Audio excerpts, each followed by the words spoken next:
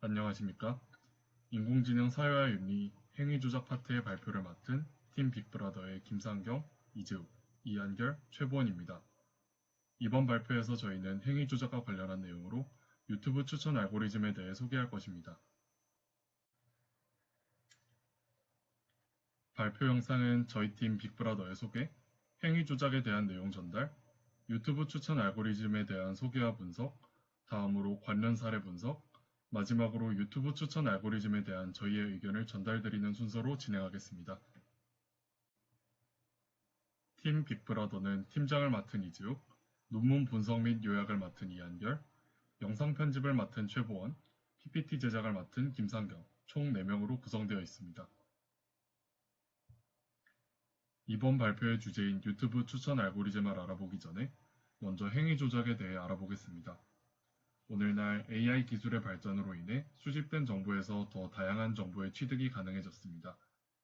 데이터를 수집하고 분석하는 기술이 발달한 디지털 시대에 AI 기술에 의한 데이터 분석 기법의 발전은 수집된 정보로부터 더 민감한 개인정보를 추출할 수 있게 만들어 주었습니다. AI는 이렇게 수집한 정보를 이용해서 행위 조작을 일으킬 수 있습니다. 사용자와 시스템 간의 상호작용을 통해 개개인에 대해 파악할 수 있고, 파악한 내용을 토대로 대상에게 영향을 줄 만한 개인이나 그룹을 특정할 수 있습니다.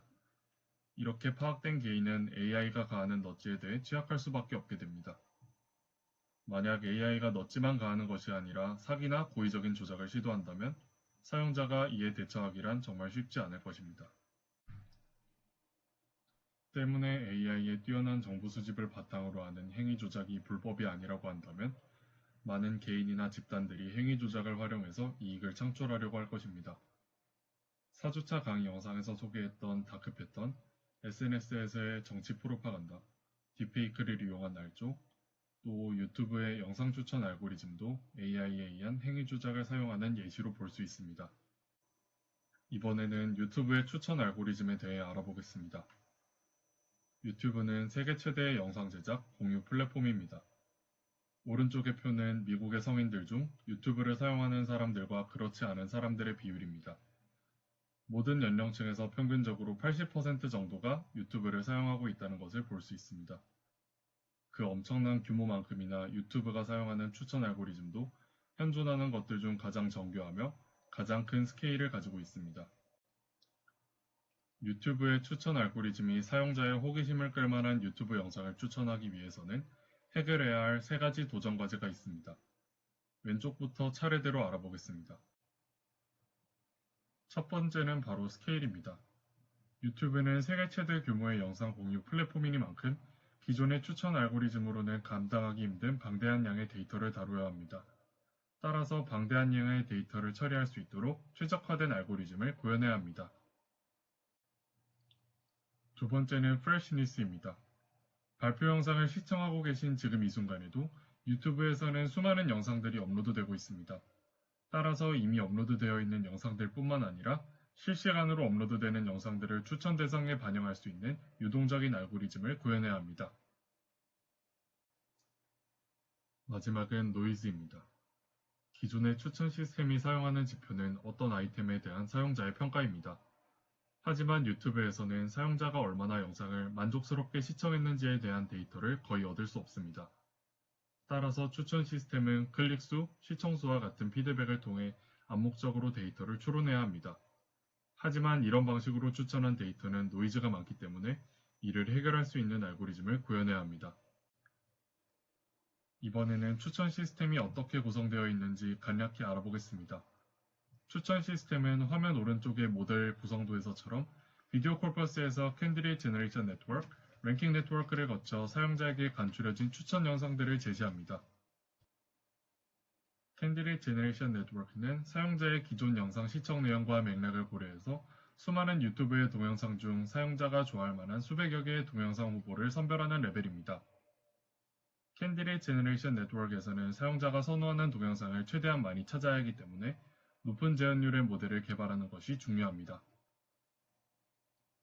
랭킹 네트워크는 사용자의 기존 영상 시청 내용과 맥락 외에도 영상의 썸네일이나 제목 등의 특징을 고려해서 선별된 동영상을 정렬시킨 다음 최종적으로 사용자에게 제시될 영상을 선택하는 레벨입니다. 전체 시스템의 구조적인 방향성을 잡기 위해 프리시전, 리콜 등 온라인에서 측정 가능한 지표들을 사용합니다. 방향이 잡히면 측정 가능한 지표들을 가지고 어떤 것이 더 효과적인지를 알아보는 A/B 테스트를 수행합니다. 지금부터는 추천 시스템의 각 레벨에 대해서 더 자세히 알아보겠습니다. 먼저 캔디데이트 제너레이션 네트워크에서 성능을 위해 어떤 기법들을 적용했는지에 대해 알아보겠습니다. Recommendation as Classification은 영상 추천을 클래스가 엄청나게 많은 분류 문제로 생각하는 기법입니다. 유저와 맥락이 주어졌을 때 특정 시간에 콜퍼스에서 임의로 선정된 한 영상을 볼 확률을 구합니다. 식을 자세히 보면 소프맥 함수의 형태를 가지고 있다는 것을 알 수 있습니다. 즉, 이 모델에서는 유저와 맥락에 대한 정보를 입력받아서 소프트맥스를 통해 영상을 시간에 따른 다중 클래스로 분류한다는 것을 알 수 있습니다. 캔디데이트 제너레이션 네트워크에서는 사용자의 영상 내역, 맥락 등의 정보를 임베딩 벡터로 변환합니다. 변환시킨 데이터는 fully connected layer와 액티베이션 펑션인 rel로를 통과합니다. 그런 다음 앞서 살펴본 소프트맥스 함수를 통해 분류한 값들을 가지고 최근접 이웃 탐색을 사용해 가장 가까운 n개의 값을 추출하게 됩니다. Heterogeneous Signals는 이종신호, 즉 서로 다른 정보인 watch 팩터, search 팩터, 젠더, example age 등의 처리를 어떻게 수행할 것인지 나타내는 것을 의미합니다. 캔디데이트 제너레이션 네트워크에서는 간단한 내용도 임베딩을 구하고 컨캐티네이션 연산을 통해 전부 합쳐서 처리합니다. example age는 앞서 설명드린 추천 시스템의 세 가지 도전 과제 중 freshness를 해결하기 위한 방법입니다. 데이터가 계속 축적되는 시스템의 특성상 오래된 영상일수록 누적 조회수 등의 영상 지표가 더 높기 때문에 추천을 더 많이 받게 됩니다. 이를 해결하기 위해 heterogeneous signal에 비디오의 나이를 반영해서 새로 나온 비디오를 추천에 잘 반영할 수 있습니다. 추천은 다른 문제를 통해 해결할 수 있는 대표적인 태스크 중 하나입니다. 유튜브 추천 알고리즘에서는 유튜브 영상 추천을 유저의 감상 패턴을 파악하는 것으로 해결합니다. 캔디데이트 제너레이션 네트워크에서는 학습 데이터로 유튜브 웹사이트뿐만 아니라 모든 외부 사이트에서 유튜브로 유입된 모든 로그를 사용합니다. 또 한 유저의 다중 감상 횟수를 제한해서 한 영상을 너무 많이 보는 유저의 영향을 배제합니다. 마지막으로 모든 추천과 검색 키워드의 시간 요소를 제거해서 직전에 본 영상이나 직전의 검색 결과를 즉시 활용하지 않음으로써 가장 최근의 데이터가 추천 모델에 바로 영향을 미치는 것을 막습니다. 영화나 드라마, 음악처럼 대칭성 있는 감상 패턴을 가지는 매체에 비해 유튜브의 감상 패턴은 매우 비대칭적인 구조를 가지고 있습니다. 이러한 비대칭을 모델링하기 위해서는 과거의 데이터만 사용할 필요가 있습니다. 실제로 연속적인 시청 기록에서 영상 내용을 맞추는 것과 과거의 시청 기록에서 영상의 내용을 맞추는 것을 A/B 테스트로 비교해 본 결과 과거의 기록만 사용한 쪽이 더 높은 정확도를 보였습니다. 캔디데이트 제너레이션 네트워크에서 추린 동영상은 랭킹 네트워크를 통해 정렬됩니다.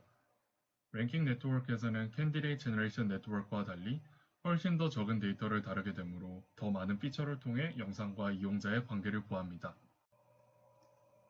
랭킹 네트워크에서는 영상과 유저의 행동이 얼마나 연관되어 있는지 그 척도를 중요한 특성으로 사용합니다. 예를 들어 어떤 채널에서 유저가 몇 개의 영상을 봤는지, 어떤 영상이 왜 추천되었는지, 심지어는 추천한 영상을 보지 않았을 때는 그 영상의 순위 점수를 깎기도 합니다. 랭킹 네트워크에서 사용되는 특성들은 범주형 특성과 연속형 특성으로 구분할 수 있습니다. 범주형 특성의 경우에는 가장 많이 검색한 영상과 정보를 제외하고 0으로 초기화한 다음 임베딩을 수행합니다.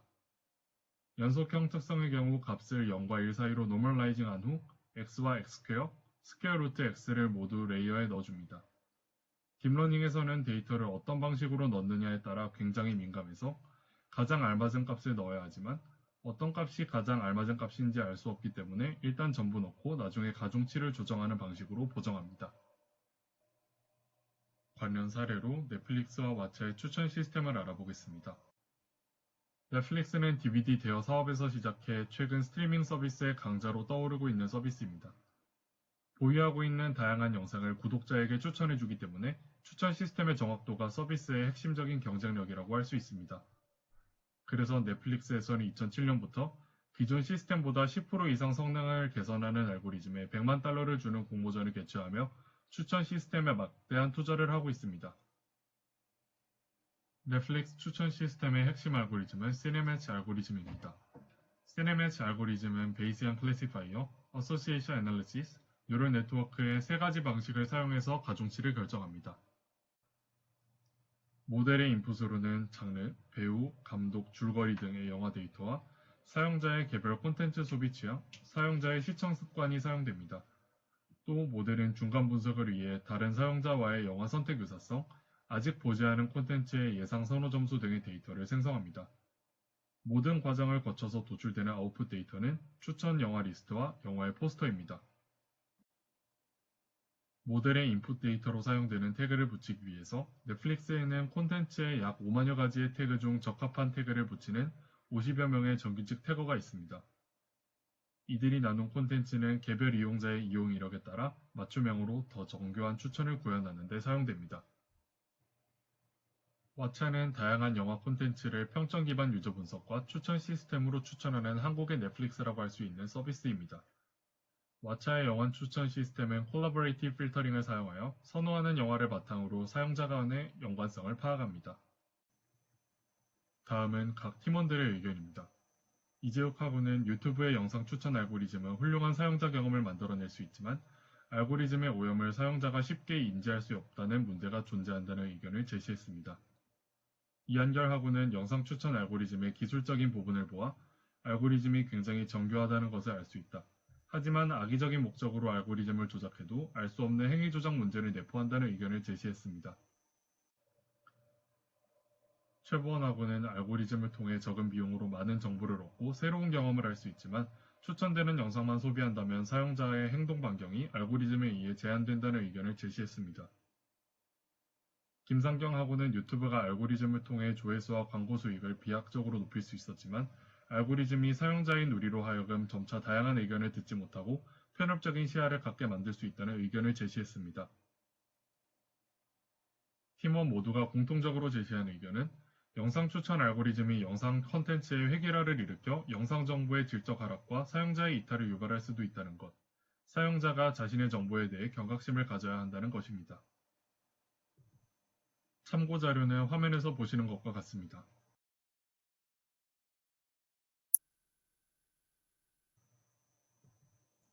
긴 발표 들어주셔서 감사합니다. 팀 빅브라더의 유튜브 추천 알고리즘 소개였습니다.